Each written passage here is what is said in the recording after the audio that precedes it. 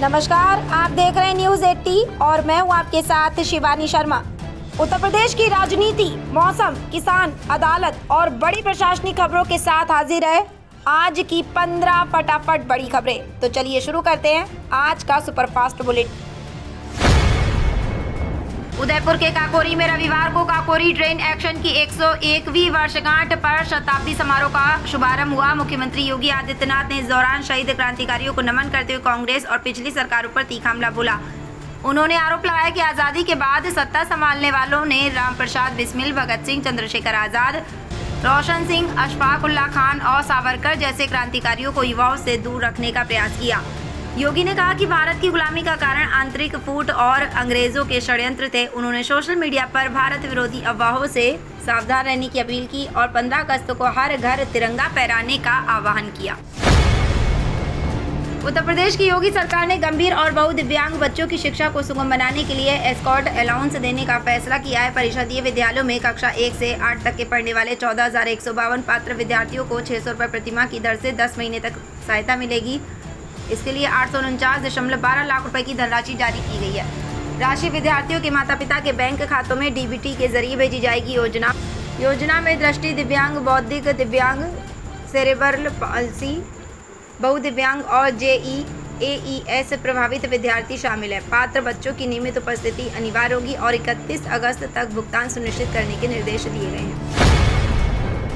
उत्तर प्रदेश में विधानसभा चुनाव से पहले सड़क और पुलियों के निर्माण को लेकर बड़ा फैसला हुआ है। मुख्यमंत्री योगी आदित्यनाथ ने विधायकों द्वारा प्रस्तावित करीब 30,000 करोड़ रुपए के निर्माण कार्यों की कार्ययोजना को मंजूरी दे दी है।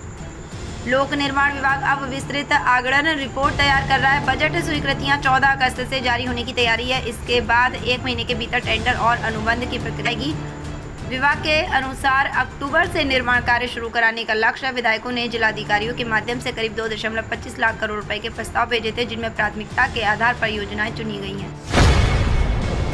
प्रयागराज में राहुल गांधी के छात्रों की गूंज कार्यक्रम को लेकर भाजपा ने कांग्रेस पर निशाना साधा है। उप मुख्यमंत्री केशव प्रसाद मौर्य ने कार्यक्रम को फ्लॉप शो बताते हुए कहा कि युवाओं के सामने कांग्रेस का दोहरा चरित्र उजागर हो रहा है।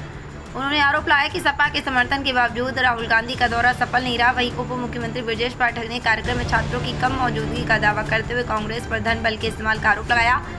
उन्होंने राहुल गांधी के झारखंड और हिमाचल के छात्रों के मुद्दों पर चुप्पी पर सवाल उठाया। भाजपा नेताओं ने कांग्रेस की नीतियों को अवसरवादी करार दिया। रेल यात्रियों के लिए बड़ी रात की खबर है। रेलवे ने कानपुर चित्रकूट और कानपुर प्रतापगढ़ के बीच चलने वाली 2 एक्सप्रेस ट्रेनों के विलय को मंजूरी दी है। अब 14,123 बटे 14,124 महावेला देवी धाम प्रतापगढ़ चित्रकूट धाम करवी एक्सप्रेस के जरिए चित्रकूट से प्रतापगढ़ और लखनऊ तक सीधा सफर किया जा सकेगा। यात्रियों को कानपुर में ट्रेन बदलने की जरूरत नहीं होगी।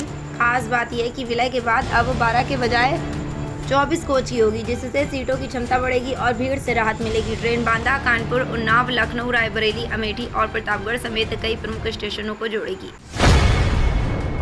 बसपा प्रमुख मायावती ने SC/ST आरक्षण में क्रीमी लेयर की व्यवस्था लागू करने की चर्चा पर आपत्ति जताई है। उन्होंने कहा कि आरक्षण केवल आर्थिक लाभ का विषय नहीं, बल्कि सामाजिक सम्मान, समानता और परिवर्तन से जुड़ा संवेदनशील मुद्दा है। मायावती ने कहा कि जातिगत भेदभाव और अत्याचार पूरी तरह समाप्त नहीं हुए हैं, इसलिए SC/ST आरक्षण को आर्थिक स्थिति के आधार पर नहीं देखा जाना चाहिए। उन्होंने RSS के कथित बयान पर भी प्रतिक्रिया देते हुए आरक्षण के राजनीतिकरण को लेकर आपत्ति जताई।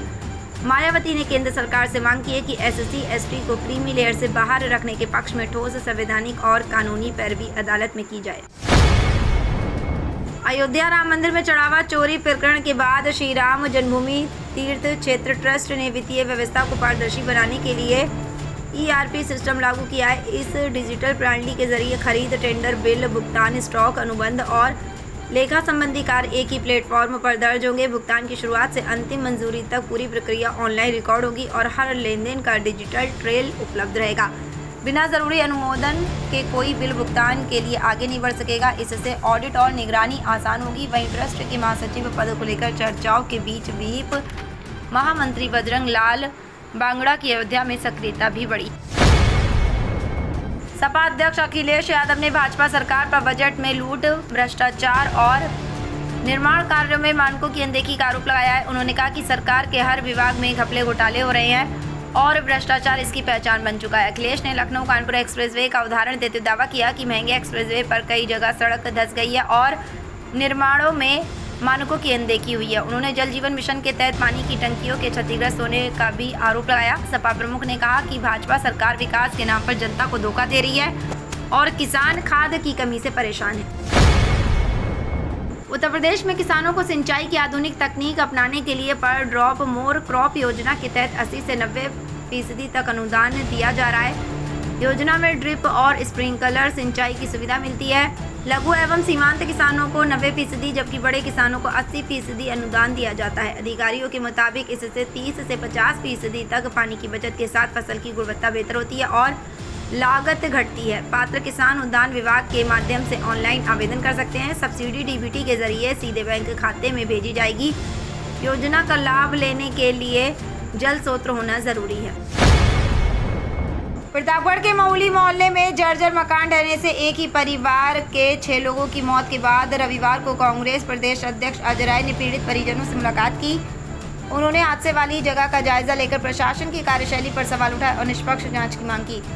अजय राय ने कहा कि समय रहते जर्जर भवनों को चिन्हित कर कार्रवाई होती तो हादसा टल सकता था। अपना दल की विधायक पल्लवी पटेल ने भी परिवार के इकलौते बच्चे अमन श्रीवास्तव से मुलाकात कर हर संभव मदद का भरोसा दिया। भाजपा के पूर्व सांसद संगम लाल गुप्ता ने भी परिजनों को सहायता का आश्वासन दिया। राष्ट्रीय लोकदल ने 2027 विधानसभा चुनाव से पहले ऐश्वर्य राज सिंह को उत्तर प्रदेश का नया प्रदेश अध्यक्ष नियुक्त किया है। कंप्यूटर इंजीनियर ऐश्वर्य राज सिंह ने टाटा कंसल्टेंसी सर्विसेज में 11 साल काम किया और कुछ समय अमेरिका के मिनियोपोलिस में भी रहे। भारत लौटने के बाद वह सक्रिय राजनीति से जुड़े। उन्होंने 2017 में बस्ती सदर सीट से आरएलडी के टिकट पर विधानसभा चुनाव भी लड़ा था। प्रतिष्ठित पूर्वी जमींदार परिवार से आने वाले ऐश्वर्य के पिता राजा लक्ष्मेश्वर सिंह पूर्व विधायक रहे हैं। नए प्रदेश अध्यक्ष के सामने संगठन को मजबूत करने और युवाओं को पार्टी से जोड़ने की बड़ी जिम्मेदारी हो।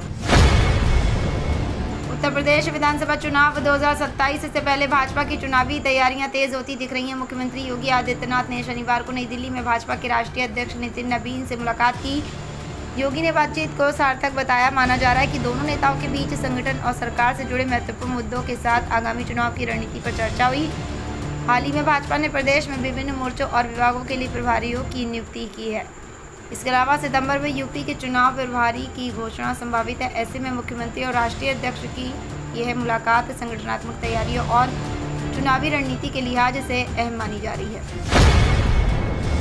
उत्तर प्रदेश में विधानसभा चुनाव से पहले मतदाता सूची को दुरुस्त करने के लिए सितंबर से विशेष संक्षिप्त पुनरीक्षण शुरू होने की संभावना है। अभियान के दौरान बीएलओ घर घर जाकर मृतक स्थायी रूप से स्थानांतरित और अनुपस्थित मतदाताओं की पहचान करेंगे। नए मतदाताओं के लिए फॉर्म 6, नाम हटाने के लिए फॉर्म 7 और संशोधन के लिए फॉर्म 8 भरवाए जाएंगे। शनिवार रविवार को विशेष अभियान चलाकर मतदान केंद्रों पर भी फॉर्म जमा किए जाएंगे।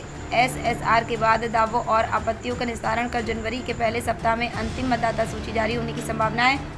फिलहाल यूपी की मतदाता सूची में 13.39 करोड़ से अधिक मतदाता दर्ज हैं। कानपुर लखनऊ एक्सप्रेसवे के निर्माण में hi tech 3D automated machine guidance तकनीक के इस्तेमाल के बावजूद बारिश के बाद सड़क क्षतिग्रस्त होने से गुणवत्ता पर सवाल उठे हैं। 63 किलोमीटर लंबे एक्सप्रेसवे में AI कैमरे, एडवांस ट्रैफिक सिस्टम और बैरियरलेस टोलिंग जैसी तकनीकें भी शामिल हैं। विशेषज्ञों के मुताबिक 3D AMG तकनीक सड़क की ऊंचाई, चौड़ाई और ढलान को सटीक रखने में मदद करती है, लेकिन मिट्टी निर्माण सामग्री, नमी, कंपैक्शन और जल निकासी की गुणवत्ता सुनिश्चित नहीं करती। ऐसे में इंजीनियरों की निगरानी, सामग्री की जांच और फील्ड टेस्ट जरूरी हैं। सड़क क्षतिग्रस्त होने के कारणों की विस्तृत जांच के बाद ही जिम्मेदारी तय हो सकेगी। और उत्तर प्रदेश में 10 अगस्त को मानसून सक्रिय रहने का अनुमान है। पश्चिमी यूपी में मेरठ, गाजियाबाद, नोएडा, मुजफ्फरनगर, शामली, बागपत, सहारनपुर, बिजनौर और मुरादाबाद समेत कई जिलों में बादल छाए रहने के साथ बारिश हो सकती है। कुछ इलाकों में गरज चमक और तेज बारिश की भी संभावना है। मौसम विभाग के पूर्वानुमान के मुताबिक बारिश के कारण तापमान में राहत मिल सकती है, लेकिन जलभराव और बिजली गिरने का खतरा बना रहेगा। लोगों को खराब मौसम के दौरान खुले स्थानों पर जाने से बचने की सलाह दी गई है। यूपी के अन्य हिस्सों में भी मानसून की गतिविधियां जारी रहने की संभावना है। तो ये थी आज की 15 फटाफट खबरें। अगर आपको वीडियो पसंद आया तो वीडियो को लाइक, शेयर व कमेंट जरूर करें। धन्यवाद।